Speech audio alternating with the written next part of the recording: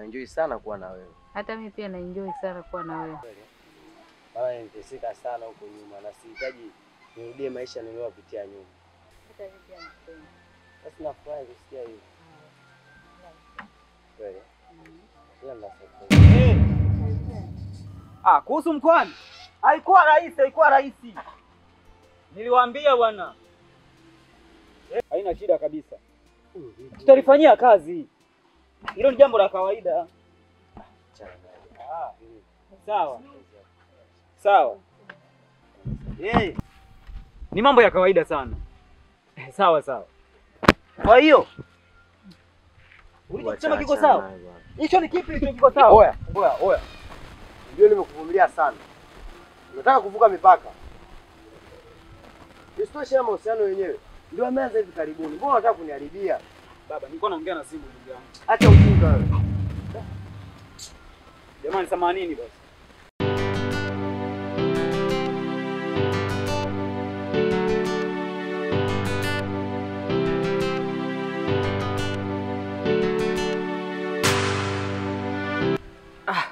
We dada, vipi hapo? Safi. Samahani sasa. Nilikuwa naomba namba yako. Mimi mke wa mtu. Mke wa mtu? Mke wa mtu kivipi yani? Mimi nitafanya chochote unachokitaka yani. Chochote kile unaweza kufanya? Hebu fanya.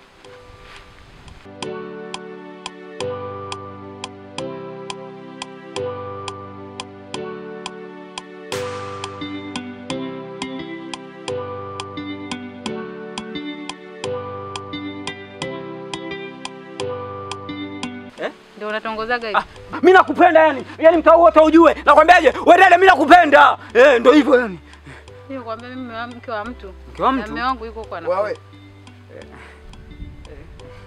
Blaza. Kwa hiyo nyinyi ndio watu mnaopenda kutembea kutongoza wake za watu, sio?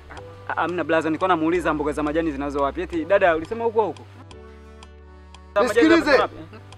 Utapakwa mafuta na wake za watu. Mafuta tena? Nilikuwepo blaza. Na wewe mke wangu?